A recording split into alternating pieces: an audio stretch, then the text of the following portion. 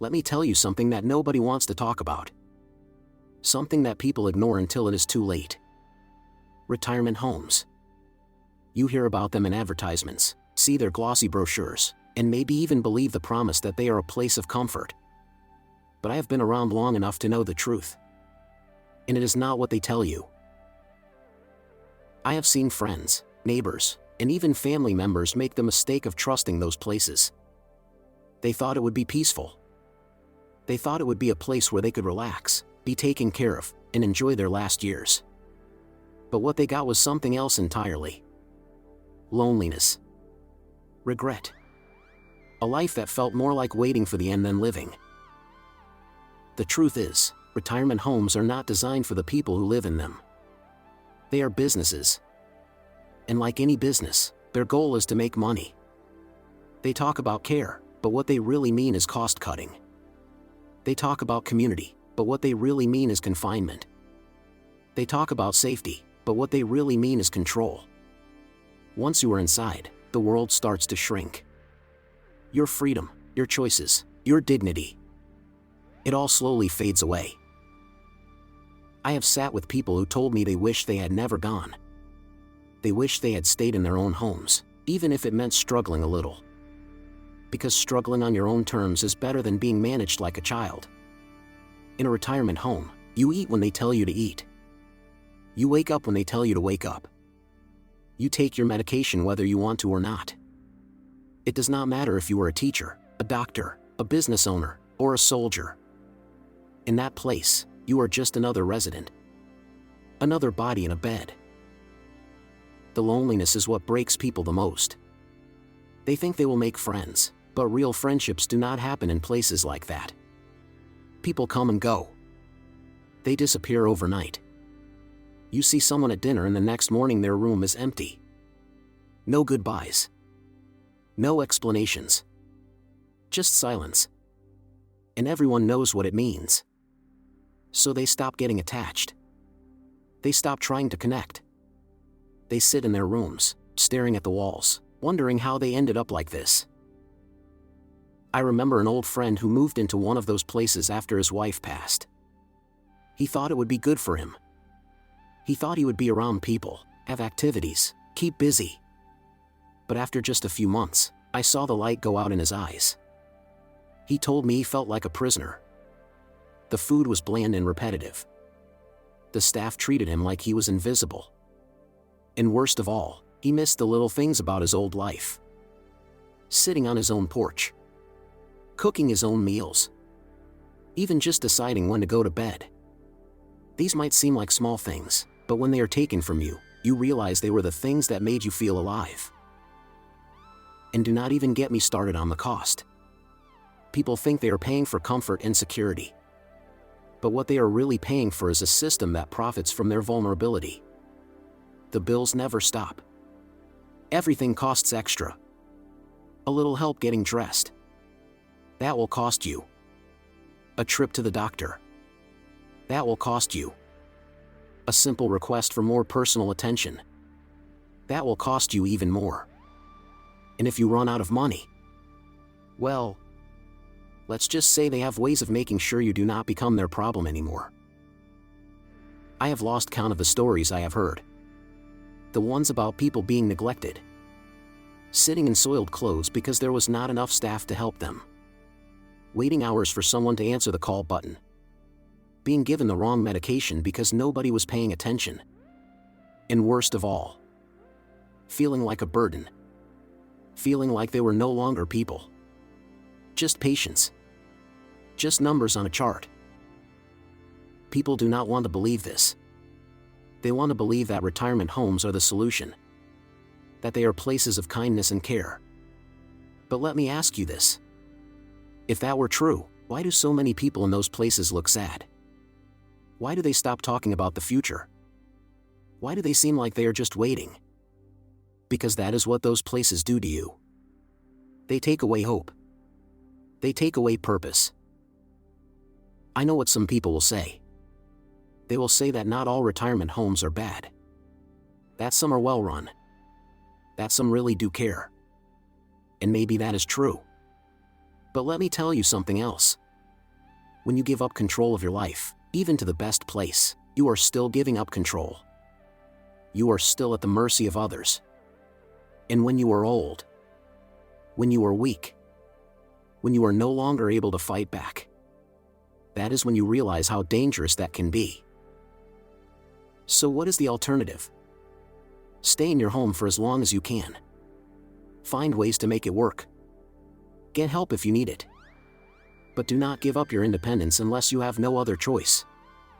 Because once it is gone, getting it back is nearly impossible. If you have family, let them be a part of your life. If you have friends, keep them close. Build a support system before you need it. Because once you are inside those walls, the outside world feels farther away than ever. I have seen too many people regret their decision. Too many people who thought they were making the right choice, only to realize too late that they had made the worst mistake of their lives. Do not be one of them. Do not let yourself be talked into something without seeing the full picture. Look beyond the promises. Beyond the brochures. Beyond the smiling faces in the advertisements. Because once you are inside, once you have signed away your freedom, once you have let them take control, it is a long, lonely road. And I would not wish that on anyone. Now, let's clear some common questions. What role do family members play in ensuring their loved ones receive proper care, and how can they detect red flags? When it comes to ensuring that a loved one receives proper care in a retirement home, family plays the most vital role of all. No one else will ever love, protect, or advocate for an elderly parent or relative the way their family will. Retirement homes may promise comfort and quality care, but at the end of the day, they are businesses. Some operate with integrity, while others prioritize profits over people. The only true safeguard against neglect or mistreatment is an involved, watchful, and persistent family. I have seen it too many times. Those who are forgotten by their families often suffer in silence. Their voices grow weaker. Their complaints go unheard. And in the worst cases, they simply give up. But when a family is actively present, asking questions, checking in unexpectedly, and making it clear that their loved one is not alone, the level of care improves. That presence alone can be the difference between a fulfilling final chapter and a tragic one. The first and most important thing a family must do is never assume that everything is as it should be. Just because a retirement home looks nice, smells clean, and has smiling staff does not mean that all is well. I have learned that appearances can be deceiving. The only way to truly know what kind of care is being provided is to observe closely, ask the right questions, and never let complacency set in. One of the best things a family can do is visit at different times and on different days. A scheduled visit is one thing, but dropping in unexpectedly is when you see the truth. Some homes will be fully staffed and well organized when they know families are coming, but behind the scenes, things may be very different. If staff members seem flustered or unprepared when a family arrives unannounced, that is a red flag. If a loved one appears significantly different from visit to visit, more withdrawn, unusually tired, or showing signs of poor hygiene, something may be wrong. Another key responsibility of family members is to pay attention to the way their loved one speaks about the care they receive. Many elderly residents hesitate to complain. Some fear retaliation from staff. Others do not want to be a burden. But there are subtle ways to tell if something is amiss. If a parent or grandparent used to be talkative and cheerful but suddenly becomes quiet or avoids certain topics, that is cause for concern. If they mention being hungry, cold, or in pain more often than usual, their basic needs might not be met. Changes in mood or personality can be a silent cry for help. I once knew a man who visited his mother every Sunday for years. She was always lively, but over time, she began to seem tired and disconnected. He assumed it was just old age. One day, he arrived unannounced and found her sitting in soiled clothing, her call button out of reach. That was the day he realized he had been trusting too blindly. Families must also watch for physical signs of neglect or abuse.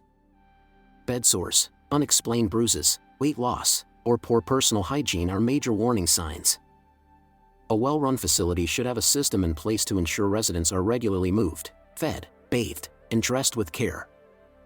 If a loved one suddenly has trouble walking, complains of dizziness, or seems disoriented more often than before, medication mismanagement could be the cause. Some facilities are understaffed, leading to rushed or careless medication distribution.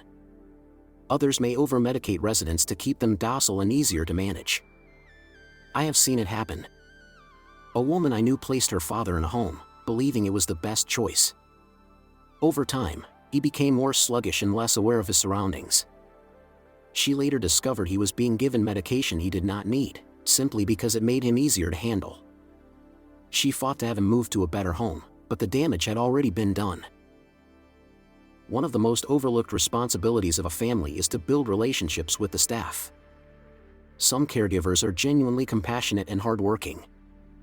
Others see their job as just that, a job. A family that takes the time to learn the names of nurses, aides, and administrators will have a better understanding of who is taking care of their loved one.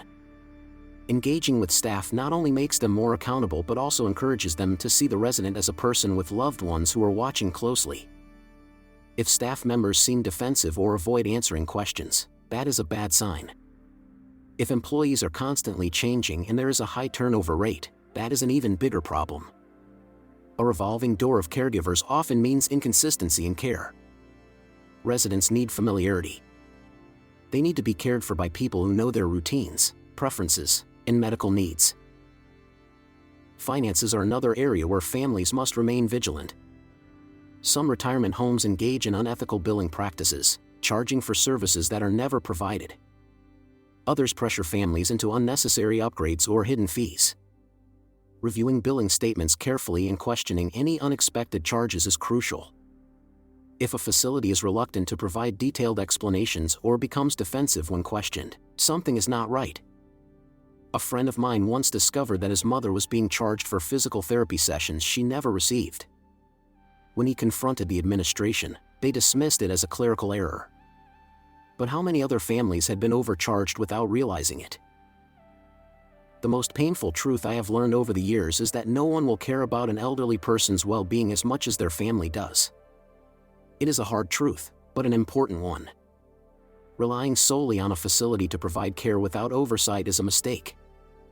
Family members must advocate fiercely, ask difficult questions, and refuse to be brushed aside. They must listen to their instincts. If something feels off, it usually is. And they must never allow guilt or convenience to silence their concerns. A retirement home should never feel like a place where someone is simply placed to be forgotten. It should be a home, a place of dignity, safety, and respect. If a family ever reaches the point where they feel uncertain about the care their loved one is receiving, they must act. Address concerns directly with management, request medical records, and, if necessary, seek outside help. There are elder care ombudsmen, legal resources, and advocacy groups that exist to protect the rights of seniors. Moving a loved one to a different facility may be difficult, but it is far better than allowing neglect to continue. I have seen families hesitate for too long, hoping things would improve. Too often, by the time they took action, the damage had already been done. Caring for an aging loved one is not easy. It requires patience, vigilance, and courage. But there is no greater responsibility. The elderly spent their lives taking care of others. They raised children. They built families. They worked hard. They deserve to be treated with kindness and respect in their final years. And it is up to their families to make sure that happens. It is not just about keeping them safe. It is about making sure they live with dignity, joy, and the knowledge that they are still deeply loved. Why do many seniors regret moving into a retirement home, and what would they do differently if given the chance? I have lived long enough to know that time has a way of teaching lessons too late. You spend your youth rushing toward the future, thinking you know what is best, and then you arrive at the place you once longed for only to realize you might have taken a wrong turn. That is what happened to me and to many of my old friends when we made the choice to move into a retirement home. At the time, it seemed like the practical decision, the responsible thing to do. We had grown tired of the burdens of home maintenance. Our children were busy with their own lives. The promise of companionship, security, and ease was enticing. But after settling in, we found that the reality was not quite what we had imagined. And if given the chance to do it all over again, many of us would make a very different choice. I remember the first few weeks in that place, walking down spotless hallways that smelled of disinfectant and boiled vegetables, nodding at strangers who were supposed to become my new neighbors, my new community. The rooms were comfortable enough. The staff was polite. Meals were served on time. Everything was designed for convenience, for safety, for predictability. But there was something missing, something I had not realized was so precious until it was gone. It was the feeling of being in charge of my own life. It was the small, ordinary pleasures of deciding what to eat, when to eat, where to go, and how to spend my day without being funneled into a routine that someone else had designed for me. The structured activities, the scheduled social hours, the gentle nudges to participate in this or that, it all began to feel like a well-meaning cage. Many of my friends felt the same. We had traded the demands of home ownership for something we thought would be easier, but in doing so, we had given up the very things that made us feel alive. The sounds of our old homes, floorboards creaking under familiar footsteps, birds chirping in the backyard, the hum of the refrigerator in the middle of the night, had been replaced with an eerie quiet, interrupted only by the occasional murmur of a television or the distant clatter of a meal cart being wheeled down the hall. The voices of neighbors who had known us for years, the spontaneous visits from friends, the laughter of grandchildren running through the house, these were the things we had not realized we would miss so deeply. I cannot tell you how many times I have sat with fellow residents who whispered their regrets over cups of lukewarm coffee. Some had moved in because their children had insisted. "It will be better for you," they had said. "You will make new friends. You will be taken care of." And so, out of love for their families, out of a desire to ease their worries, they had packed up their lives, sold their homes, and stepped into what was meant to be a new chapter. But instead of feeling liberated, they felt like they had been set aside, placed somewhere out of sight so that life could move on without them. There was one woman I knew, Eleanor, who had lived in the same house for more than 5 decades before she moved into the retirement home. She used to sit by the window every afternoon, staring out at a parking lot that held none of the memories her old garden did. One day, she told me, "I miss my roses. I miss the way my husband and I planted them together. I miss the dirt under my nails." She had thought she would enjoy the ease of not having to care for a house anymore. But she had not realized how much joy was tied to that very labor, how the act of tending to something had given her days meaning. If given the chance to do it differently, I believe most of us would have fought harder to stay in our own homes, or at least found a way to remain in a place that still felt like ours. Some of us could have hired help for the things that had become too difficult: yard work, house cleaning, grocery shopping. We could have leaned on neighbors, family, or community programs that allow seniors to age in place. We could have explored co-housing arrangements, living with friends or like-minded people instead of moving into an institution. But at the time, we were so focused on what we thought we were escaping that we did not fully consider what we were giving up. The biggest surprise, perhaps, was how lonely it could be despite being surrounded by people. You might think that moving into a place full of others in the same stage of life would automatically create friendships. But the truth is, just because people are the same age does not mean they will connect. The bonds we had built over a lifetime, with old friends, with neighbors, with our communities, were not easily replaced by the forced camaraderie of a retirement home. Conversations often felt surface level. Activities felt designed to keep us busy rather than engaged. And as much as the staff tried to create a sense of warmth, there was always the underlying knowledge that this was a business, not a home. I do not mean to say that retirement homes are terrible places for everyone. There are those who thrive in them, who find joy in the simplicity, who embrace the new social circles and structured routines. But for many of us, it was not the sanctuary we had hoped for. It was a reminder that we had let go of more than just our houses. We had let go of control, of familiarity, of the small freedoms that made life rich. And if we could do it again, we would have sought a different path, one that allowed us to keep those things a little longer.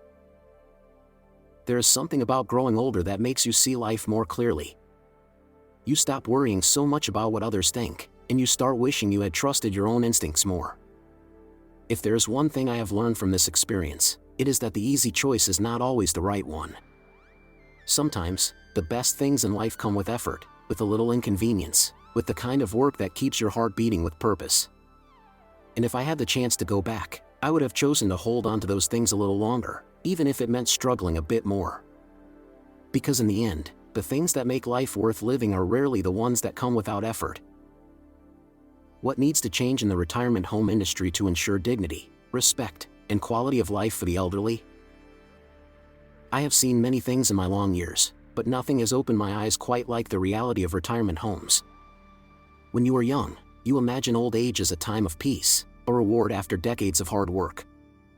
You picture yourself surrounded by family, sitting in the comfort of your own home, watching the sun set on a life well lived. But for many, that dream takes an unexpected turn. One day, you wake up in a place that was supposed to be your safe haven, only to realize it feels more like a waiting room where time moves slowly and choices are no longer yours to make. I walked into my retirement home full of hope, believing the promises I had heard. You will love it here. No more housework. No more stress. Just relaxation and good company.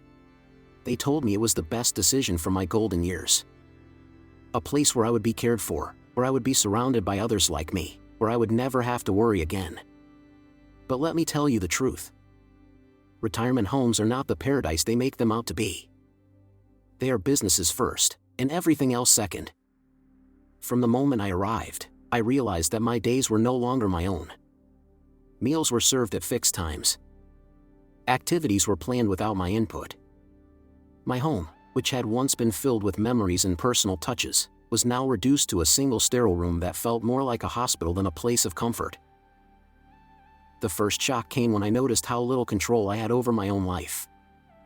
They tell you that you are free to do as you please, but the truth is, your choices are limited. You eat what they serve, whether you like it or not. You follow the rules they set, whether they make sense or not. And if you have a complaint, you soon learn that your voice does not carry as much weight as it used to. I remember one man, Arthur, who had been an engineer in his younger days. He was sharp, opinionated, and full of stories. But here, he was just another old man in a chair. When he asked for his coffee a little hotter one morning, the staff smiled politely but did nothing. "It is the way it is," they would say. And those words became the unspoken law of the place. It is the way it is. The second shock was the loneliness. You would think that being surrounded by people your age would mean instant companionship. That you would find new friends, share laughter, and enjoy your days together. But the truth is, loneliness does not come from being alone. It comes from being in a place where no one really knows you. The connections you spent a lifetime building, the neighbors who waved at you every morning, the family who dropped by unexpectedly, those things disappear. In their place, you are given scheduled social hours, forced conversations, and the quiet reality that the people around you are also just waiting for time to pass. There was a woman, Margaret, who had been a teacher for more than 40 years. She used to light up when talking about her students, the lessons she had taught, the lives she had changed. But here, she was just another resident in a floral nightgown, sitting by the window, staring at nothing. When I asked her one day if she was happy, she gave a small, sad smile and said, "I miss being needed." And that is the truth no one tells you. The world outside keeps moving, and you start to feel like you are no longer a part of it. Then there is the cost. No one truly understands how expensive retirement homes can be until they are in one. You think you have saved enough. You believe you have planned well. But the bills keep coming, and before you know it, your life's work, your savings, your security, all begin to drain away. And for what? A small room. A meal plan. A place where your independence slowly fades. I knew a couple, Frank and Helen, who had worked their whole lives to ensure they would never be a burden to their children. They thought moving into a retirement home was the smart choice. Within a few years, their savings were nearly gone. And once your money runs low, you start to notice the difference. The level of care changes. The smiles from staff become tighter. The sense that you are a valued resident starts to fade, replaced by the reality that you are now just another expense on their books. And then, there is the final truth. The one no one wants to talk about. Retirement homes are not just places for aging. They are places where people go to wait for the end. You see it in the empty chairs at the dining hall. You hear it in the hushed conversations of the nurses. One day, someone is there, and the next day, their name is quietly removed from the door. No one talks about it.